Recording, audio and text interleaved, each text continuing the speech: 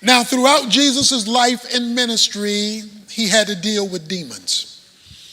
When you read the four Gospels, Matthew, Mark, Luke, and John, he is constantly confronting physical realities with spiritual causation, demonic influence, oppression, or possession, where demons had infiltrated a situation, bringing destruction to a life or to a community because they were undetected or unaddressed.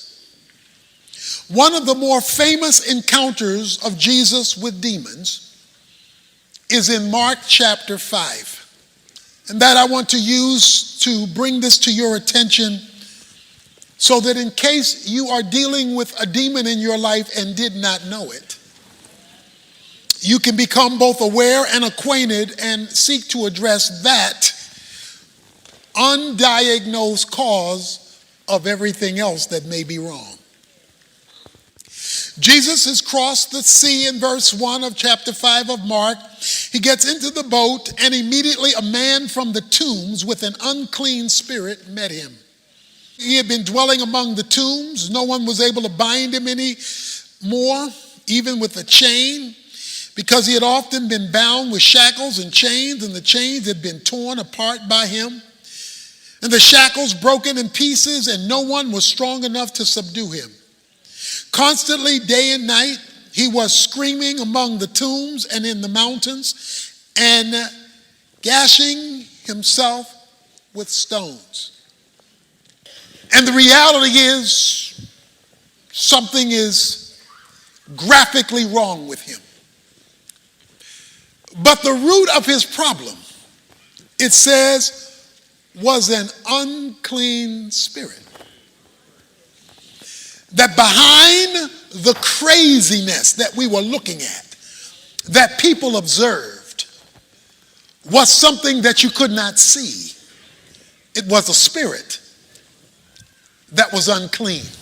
Now, it's not that folk didn't try to help this guy. We're told they tried to shackle him, they tried to chain him, they tried to control him, they tried to manage him. And every time they tried to do something to control the anger, the outburst, the craziness, he shook it off. In other words, society couldn't help him. People couldn't help him. Programs couldn't help him. Because the demons were so much in control. When you see yourself or others living an out of control life, this is not an out of control moment. This says day after day, night after night. In other words, crazy was his lifestyle. It was the way he operated. Then you must at least investigate whether you are dealing with demonic involvement. Now, the demon is described with his nickname, an unclean spirit. He's going to be called a demon later, but right now, he's just called an unclean spirit. And with that one phrase, we are introduced to the root of this man's problem. You see,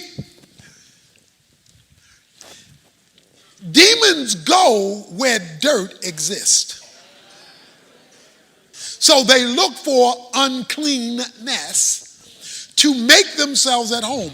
And when they come and infuse themselves through either influence, oppression, or domination and possession, they amplify what is already unclean. So it is unfortunate today that even though we're in church, we regularly have meals with the devil. And we don't even know he's been invited to dinner. Paul goes on to say in 1 Timothy chapter 4, verses 1 to 5, that the demonic world feeds on lies. See, the scripture says Satan is the father of lies. He is a liar from the beginning, and he's the father of lies, and any father has childrens. The demons, the ones who followed Satan in his rebellion against God, or the unclean spirits, gravitate toward lie. That's why it is in their interest to keep you from the truth, because they feed on lies. So this demon thing is real. The problem is it's unseen. It's invisible because it's spiritual. And this man's life has been taken over by the demonic. And he is now out of control. He's gotten worse and worse and worse. And I would like to submit to you things in our lives that are dirt, that go unaddressed, ongoingly unrepented of, invites demons. The demons come, make themselves at home, and begin to reorganize the furniture in our lives so that we are carrying out their bidding, not even knowing that it's them. And the way we know it is, it's getting worse and worse and worse, even while we're taking over-the-counter solutions. But because it's unseen and unfelt in terms of the spiritual nature of it, it goes unrecognized, unaddressed. This man, however, sees Jesus in verse 6. From a distance, he ran up and bowed down before him. So this man who's demon-possessed sees Jesus, and he comes down and he falls down on his knees in a posture of worship and submission. He bows down before Jesus in worship and submission, which creates a problem. Notice verse 7. And shouting with a loud voice, he said, "What business do we have with each other, Jesus, Son of the Most High God? I implore you by God, do not torment me." Okay, this now is getting very confusing. This is very confusing.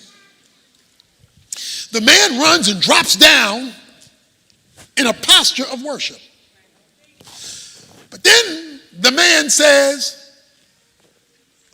"What do we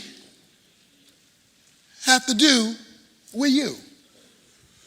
Wait a minute. I don't know if you follow that. The man, that's a singular, that's a he, dropped down in worship. But then the man says, "What do we have to do with you, O Son of God?" So what the man does is he drags his demons to Jesus, because the demons are inside of him. They're controlling him. But he brings his demons to Jesus. And so the question now is a group question. What do we have to do with you, O Son of God? Do not torment me. We didn't go back to singular. So we didn't go from singular to plural back to singular again. Because the man is battling with himself. When demons take over, but Jesus is brought into the equation, there is going to be an internal conflict between what you want Jesus to do and what the demons want to do. He says, "Do not torment me." And it is in this tormenting phrase that this man drags his demons to Jesus, and he's now wrestling, because the demons want to know, why you bring us here? We don't want this. Don't you torment us. What is the torment? Here it is. The spiritual is meeting the spiritual. For he had been saying to him, "Come out of the man, you unclean spirit." Jesus asked him in verse 9, "What is your name?" What is your name? Tell me your name. He's asking the man, him, what is your name? My name is Legion, for we are many. And we don't want to be tormented by you. Jesus is saying, come out of him. And he began to employ him. The man began to employ Jesus earnestly, not to send them out of the country. Now there was a large herd of swine feeding nearby on the mountain. The demons employed him, saying, "Send us into the swine so that we may eat them."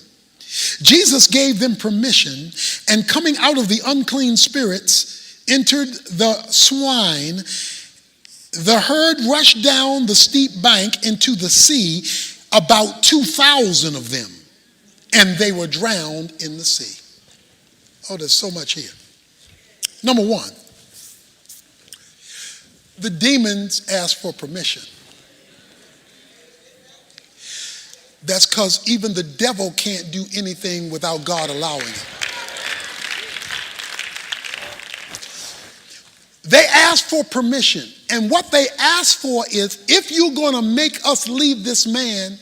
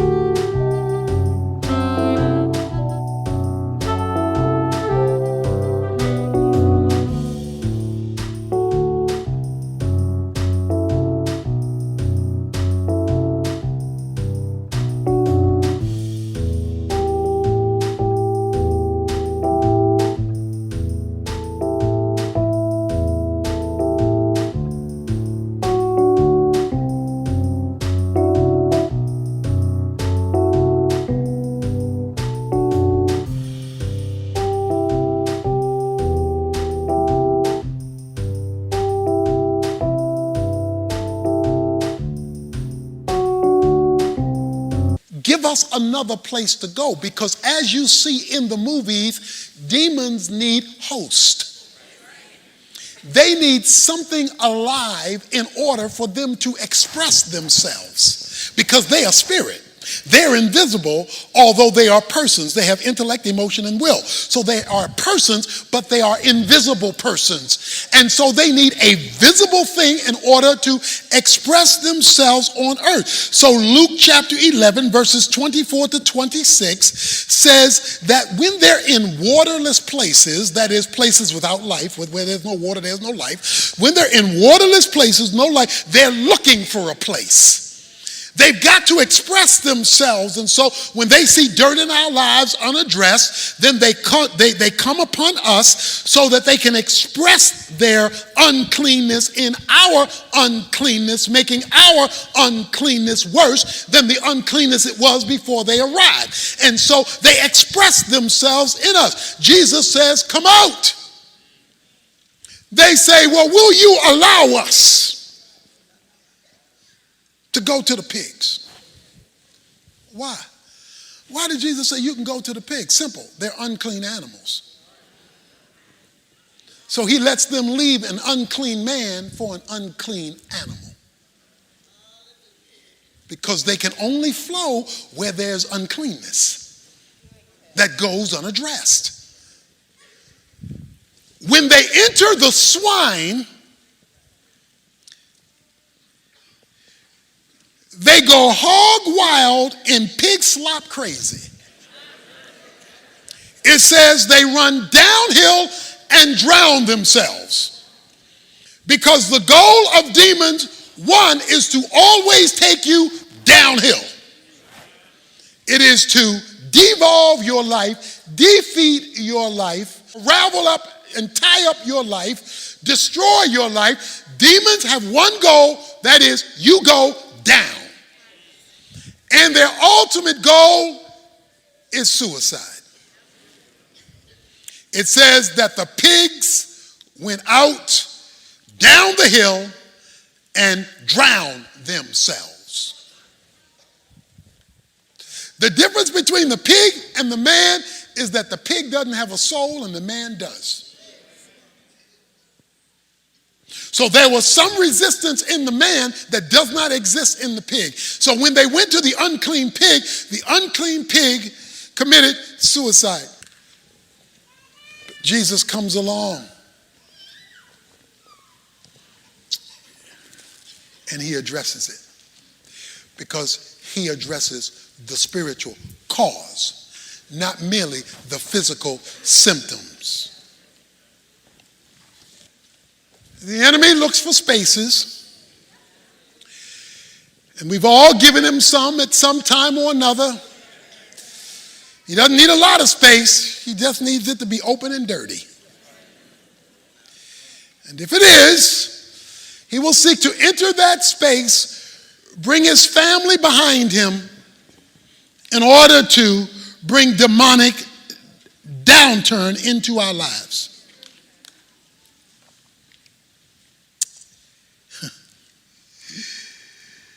The herdsmen, verse 14, ran away and reported it to the city and in the country.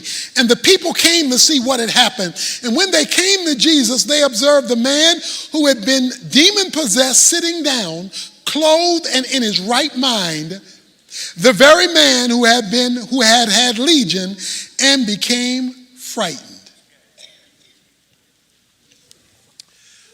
Do you see what happened? It looks like a U-turn to me. Looks like a reversal to me. He now has clothes on. He was naked. He was not in the tomb. He's back. He's now out of the tomb. He was cutting himself. He's now in his right mind. All because Jesus overruled the demonic, the spiritual.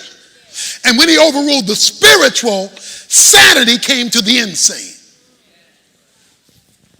Now this man is way off, because he's had 2,000 demons. How many demons do you have?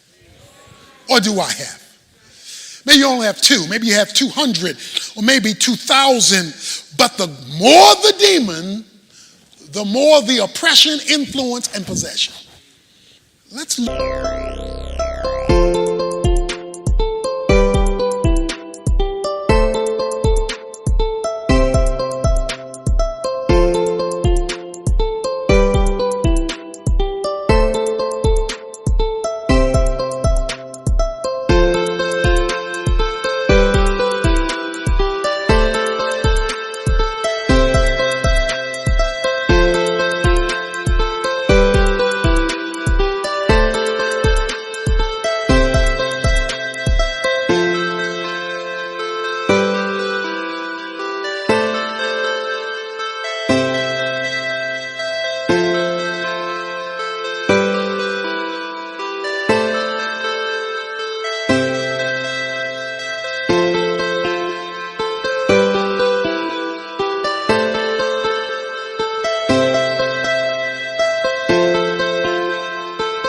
Look at the herdsmen.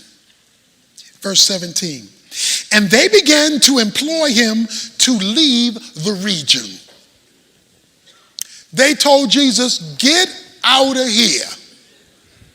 We don't want you here. You would have thought they would have been grateful. You would have been thought, boy, this man has a power to get rid of demons, to make insane people. Let's send him to Taro so he can work with everybody. You would have thought he would have said, they would have been glad. They said, get him out of here. Why? Get him out of here because he's costing us money. See, the pigs went and committed suicide. They were pigs herdsmen. So when their pigs drowned, their money got funny. They said no more pork chop, no more pig feet, no more chitlins, no more ham hock. Sweet Georgia Brown got to shut down because there is no more pig. This man is costing us money. Get rid of Jesus. Let's keep the business coming, even if we've got to keep the folk hooked. The man wanted to get in the boat with Jesus in verse 18, who was demon possessed, imploring him, Jesus, that he might accompany him. And Jesus said to him, you go home to your people and report to them what great things the Lord has done for you and how he has had mercy on you. That tells me right there, the man needed mercy because of how unclean he was. And he went away and began to proclaim in Decapolis what great things Jesus had done for him. And everyone was amazed. I want to make two observations. When they told Jesus, get out of here, he left. Because Jesus doesn't want to be where he's not wanted. Behold, I stand at the door and knock. If any man opens the door, I will come in and sup with him. But if you do not open the door for him, he will not stay where he's not welcome. He has to be welcomed in order for him to stay. But the second thing is he told the man, no, don't come with me. I want you to go to Decapolis. That's made of two words. Polis meaning city, Decap meaning 10. Go to the 10 city region. You go home first, then you go to the 10 cities in your community, and I want you to talk about what I did for you. So here's the deal. I challenge you to approach the downward hill of your life spiritually first. Do that first. Let's get to the right question first, the whole first, and see if there's a demonic thing by throwing yourself at the feet of Jesus in worship and submission. And yes, it may be tough at first because if it's demonically influenced,